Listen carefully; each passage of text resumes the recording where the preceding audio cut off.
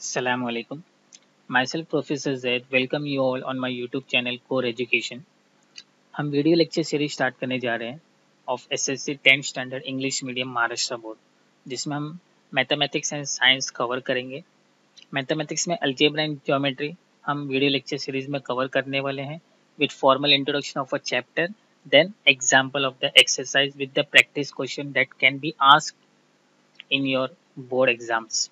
तो सबसे पहले हम स्टार्ट करें ज्योमेट्री के चैप्टर है मेंसुरेशन। सबसे लास्ट चैप्टर है आपके ज्योमेट्री का।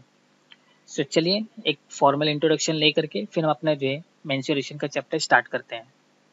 उम्मीद है आप सबके सब अपने घर पे सेफ होगे, घर में रहिएगा, सेफ रहिएंगे, तो जिससे आप ज़्यादा कोरोना से लड़ पाएंगे। So let's begin. Formal introduction of the mensuration. Mensuration होता क्या है? Mensuration is a chapter that deals with the length, area, volume of different kind of shapes, जिसमें 2 डायमेंशन भी हो सकता है, 3 डायमेंशन भी हो सकता है। लेंथ, एरिया, वॉल्यूम कैसे कैलकुलेट किया जाता है of a different kind of shape that can be studied in the chapter of a mensuration. इसमें कुछ की पॉइंट है जिसको हमें जो है कंसिडर करना है, ध्यान रखना है through out the chapter. First one is area. Area क्या होता है? It's a space occupied by the object. आपके ऑब्जेक्ट ने कितना एरिया जो है, कितना स्पेस ऑक्यूपाई किया है, that will be your area.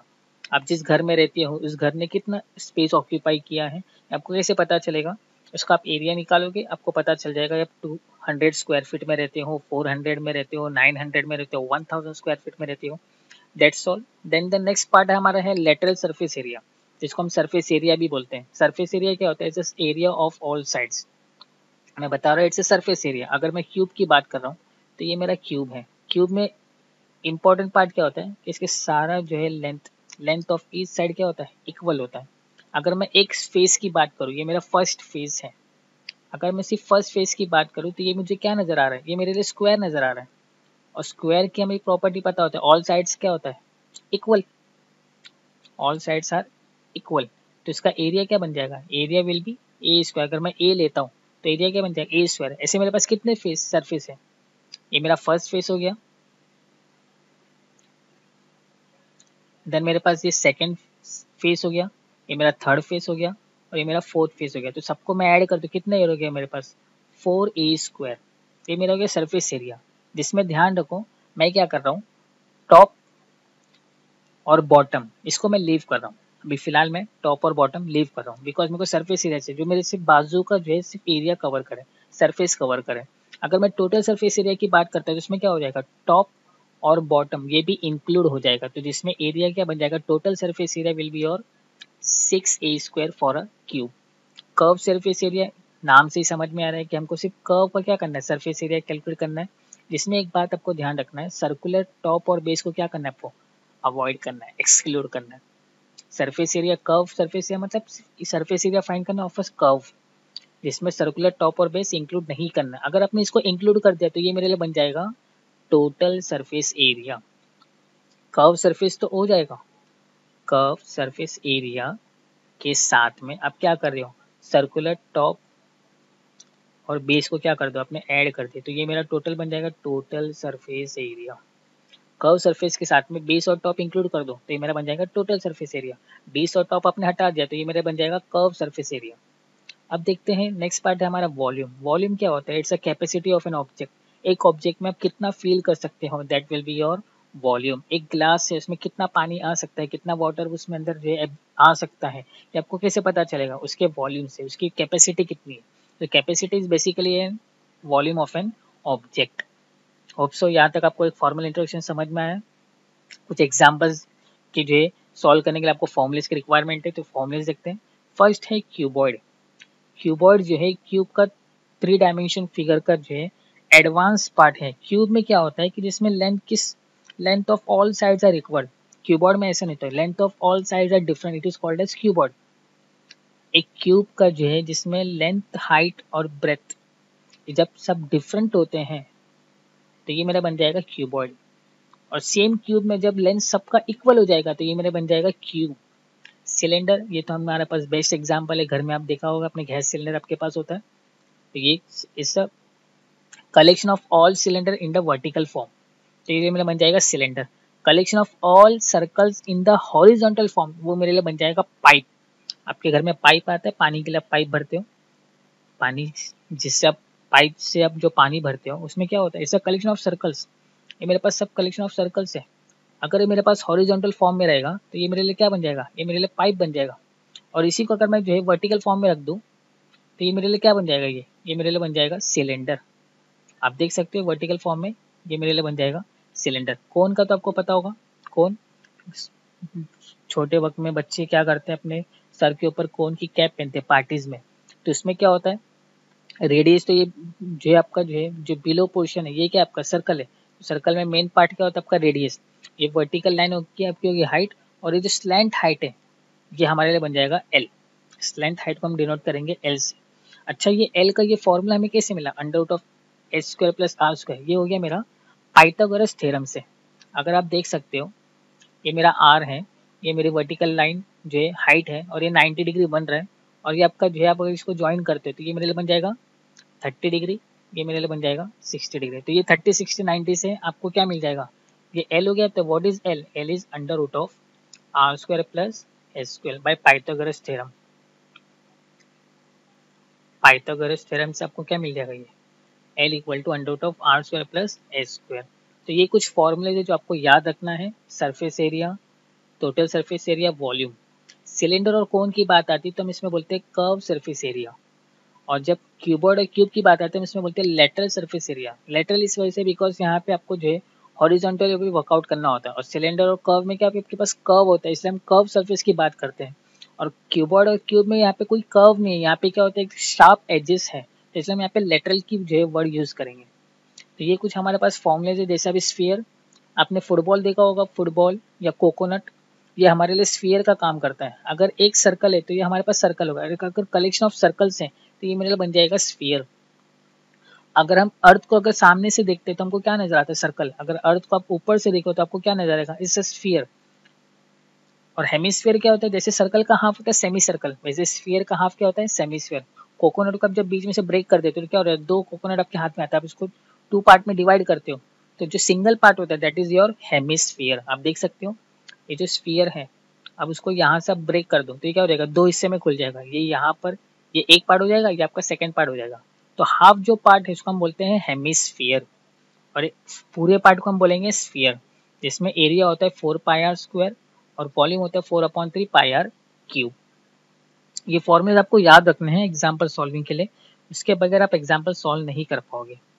अब फर्स्ट एग्जाम्पल क्या पूछा, find the volume of a cone if the radius of its base is 1.5 centimetre, perpendicular height is 5 centimetre. अब देखो को मुझे वॉल्यूम फाइंड करना है, चलिए हम सॉल्यूशन स्टार्ट करते हैं। सॉल्यूशन एग्जाम्पल में हमको जो है फॉर्मूले पे ज़्यादा फोकस करना है, हैंड राइटिंग कोई ज़्यादा मैटर नहीं करता है, तो होप्स आप लोग को हैंड राइटिंग से मेरे कोई प्रॉब्लम नहीं होगी। क्वेश्चन हमको पूछा है वॉल्यूम ऑफ अ कोन हमको फाइंड करना है, तो पहले मैं वॉल्यूम ऑफ अ कोन का फॉर्मूला लिख लेता हूँ। वॉल्यूम ऑफ अ कोन का फॉर्मूला है 1/3 पाई आर स्क्वायर है। अगर आपको ऊपर जो है याद नहीं होगा तब ऊपर से फॉर्मूला देख सकते हो। अब इसमें क्या पूछा है वॉल्यूम ऑफ अ कोन में, जिसमें आपको जो है रेडियस दिया है 1.5 सेंटीमीटर, परपेंडिकुलर हाइट दिया है आपको 5 सेंटीमीटर। जैसे ये वैल्यू पुटअप कर दो तो वॉल्यूम ऑफ कोन में ये बन जाएगा 1/3। अब देखो कहीं भी आपको पाई की वैल्यू नहीं दिया, तो पाई की वैल्यू आपको लेना होगा 3.14। थ्रू आउट द एग्जाम्पल हमेशा ध्यान रखोगे आप, पाई की वैल्यू 3.14 लो और 22/7 दोनों में से कोई भी यूज आप कर सकते हो। अगर आपके पास ऐसे नंबर है जो 7 से डिविजिबल नहीं है, जो 7 के टेबल में नहीं आते, तो आप बेटर होगा 3.14 ले लो। अगर 7 के टेबल में आते हैं तो आपको क्या करो, उसमें 22/7 ले लो। तो यहाँ पे 3.14, आर की वैल्यू कितना दिया है हमको, इट्स 1.5, स्क्वायर बोला है तो मैं इसको दो बार लिख लेता हूँ 1.5 इंटू 1.5। और हाइट कितना दिया है, हाइट दिया है हमें 5 सेंटीमीटर। अब देखो मैं यहाँ पे 1.5 और 5 और ये 3, ये कोई भी नंबर 7 के फॉर्म में नहीं आ रहे, 7 के टेबल में नहीं आ रहे, इसलिए मैं पाई की वैल्यू क्या ले रहा हूँ 3.14 ले रहा हूँ। तो इससे मैं अगर मैं कैलकुलेशन करता हूँ तो मुझे आंसर मिलेगा 11.785 which is approximately 11.79 centimetre cube. Cube इसलिए बिकॉज हम वॉल्यूम निकाल रहे हैं, वॉल्यूम में क्या होता है लेंथ ब्रेथ हाइट आपको तीनों देखना होता है, तो लेंथ ब्रेथ हाइट की सेंटीमीटर सेंटीमीटर सेंटीमीटर, तो आप क्या करते हो, वॉल्यूम में centimetre multiply centimetre multiply centimetre, तो ये क्या बन गया मेरा सेंटीमीटर क्यूब। अब 11.85 है, तो डेसिमल के बाद हम 2 डिजिट ले रहे हैं, तो 2 डिजिट के बाद का जो थर्ड डिजिट नंबर है वो 5 या उससे ग्रेटर होगा, तो आपको क्या करना है, प्रीवियस नंबर में 1 नंबर ऐड करना है, तो 8 में एक नंबर ऐड हो गया, कितना हो गया 11.79। अब सेकंड एग्जांपल देखते हैं। सेकंड एग्जांपल क्या है मेरे लिए, it's a volume of a sphere of a diameter 6 centimetre. देखो यहाँ पे वॉल्यूम ऑफ अ स्फीयर में डायमीटर दिया है और हमको सब जगह पे क्या यूज करना होता है, रेडियस। तो पहले तो हम क्या कर लेते हैं, नेक्स्ट एग्जांपल देख लेते हैं। सेकंड एग्जांपल,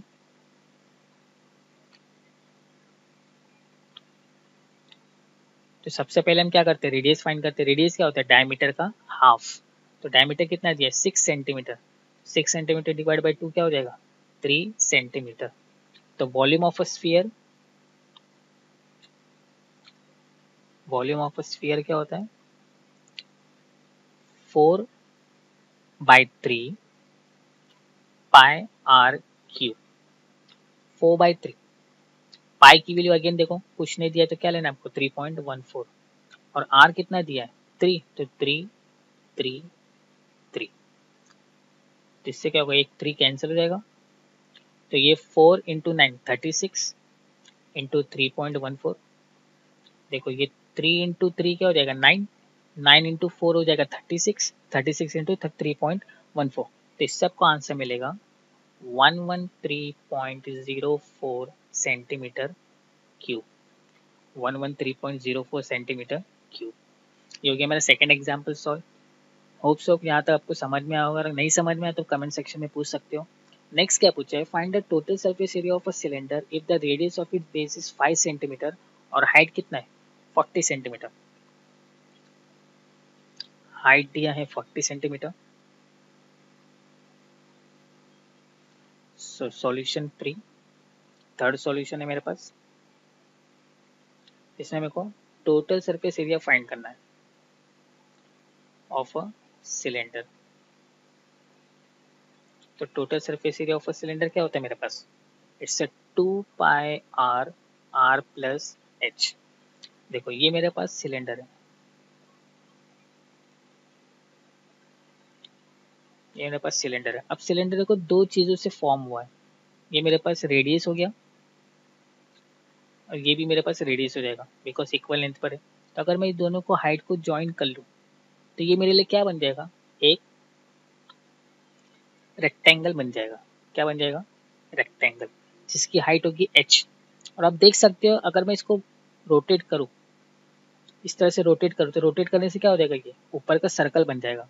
अगर मैं रेडियस को रोटेट करता हूँ, ये रेडियस को मैं अगर रोटेट करता हूँ तो रोटेट करने से क्या बन जाएगा, सर्कल। और सर्कल का सरकमफ्रेंस क्या होता है, 2 पाई आर। सर्कल का सरकमफ्रेंस क्या होता है, 2 पाई आर। तो इससे मेरा ये फॉर्मूला बनता है 2 pi R R plus H. अब देखो फॉर्मूले में क्या क्या चाहिए, 2 पाई की वैल्यू तो नहीं दिया है, तो हम क्या लेंगे 3.14, और आर कितना दिया है, आर दिया है 5, तो ये हो जाएगा 5 प्लस 40। तो इससे मेरा आंसर बन जाएगा 2 5 ज़ा 10 इंटू 3.14 इंटू 5 इंटू 40 हो जाएगा 45।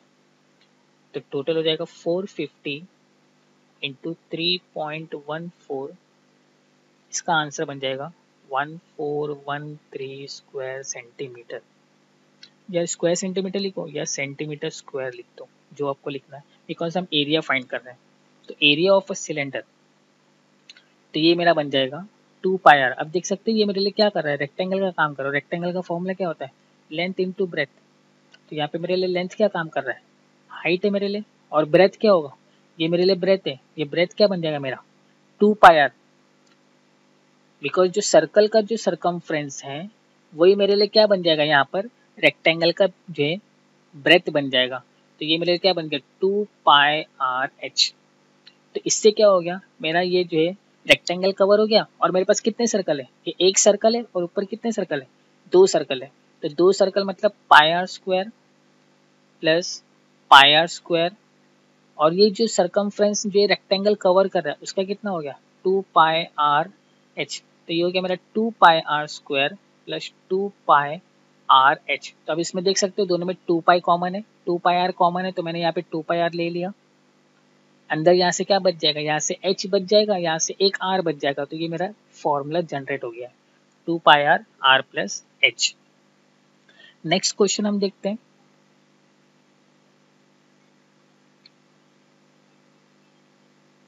नेक्स्ट क्वेश्चन हमारे पास, find the surface area of a sphere of a radius 7 centimetre. Find the surface area of a sphere of a radius 7 centimetre. अब सरफेस एरिया क्या होता है, solution fourth, surface area of sphere, उसका answer होता है 4 pi R square. 4 pi R square, जिसमें radius हमको दिया है 7, रेडियस कितना दिया है 7 यूज करना है। अब देख सकते हो 7 क्या है, 7 के टेबल से डिविजिबल है, तो यहाँ पे पाई की जगह पे हम यूज करेंगे 22/7 इंस्टेड ऑफ 3.14। मैंने बताया था अगर आपके पास पाई की वैल्यू जो है, आपके पास 2 चॉइस है, या तो 22/7 लो या 3.14 लो। अब मेरे पास जो रेडियस है वो 7 के टेबल से डिविजिबल है, इसलिए मैं 3.14 नहीं लेता हूँ, वहाँ पे लेता हूँ 22/7। तो ये हो जाएगा मेरा 7 स्क्वायर, मतलब 7 इंटू 7, तो एक 7 कैंसिल, 7 4 जा 28, 28 इंटू 22 हो जाएगा 616 स्क्वायर सेंटीमीटर, 616 स्क्वायर सेंटीमीटर। अब नेक्स्ट एग्जाम्पल मेरे पास है, फिफ्थ वाला एग्जाम्पल है, the dimension of the cuboid are 45, 21, 12।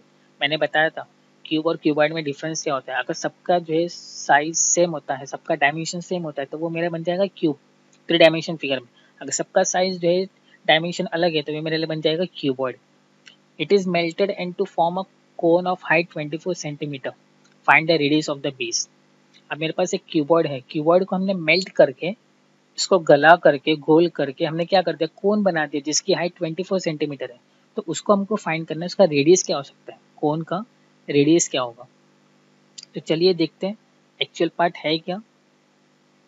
मेरे पास एक कोन है, सॉल्यूशन 5।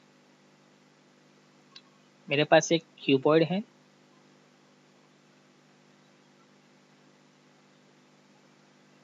देख रहे हो मैं क्यूबॉइड में सबका जो है साइज में अलग अलग बना रहा हूँ, कोई सेम नहीं दिख रहा है।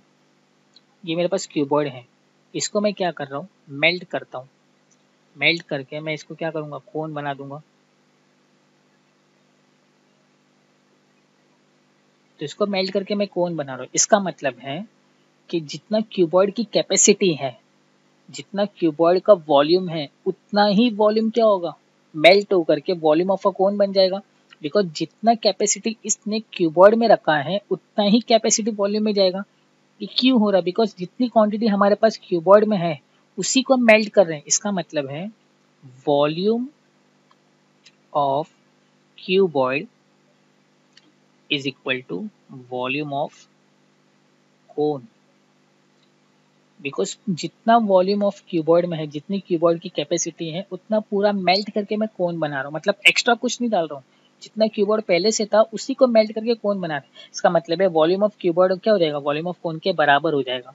तो वॉल्यूम ऑफ क्यूबॉइड क्या होता है, लेंथ, ब्रेथ और हाइट इक्वल होता है। और वॉल्यूम ऑफ कोन क्या होता है, 1/3 पाई आर स्क्वायर एच। ये मेरे पास फॉर्मूला बन गया। अब क्यूबॉइड के डायमेंशन क्या दिया था, लेंथ आपको दिया था 44, ब्रेथ आपको दिया था 21 और हाइट आपको दिया था 12। ये था मेरा क्यूबॉइड, ये क्यूबॉइड का डेटा। और कोन का डेटा में दिया था हाइट 12, जिसमें हमको क्या करना था, रेडियस फाइंड करना था, जिसमें हमको रेडियस फाइंड करना है। तो चलिए फॉर्मूले में पहले वैल्यू पुटअप करते हैं, 44 into 21 into 12,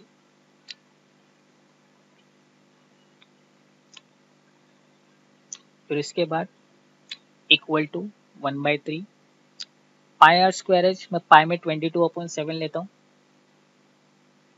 are square into H. H क्या है मेरे पास, एच मेरे पास है 24। ये जो 12 है, ये 12 नहीं है, इट्स 24। तो हाइट मेरे पास दिया है 24। हम देख सकते हैं यहाँ से डेटा जो हमारे पास क्वेश्चन है, हाइट कितना दिया है, हाइट इज 24 सेंटीमीटर, ये मेरे पास हाइट है। तो मुझे क्या करना है, ये डेटा यूज करके मुझे रेडियस फाइंड करना है।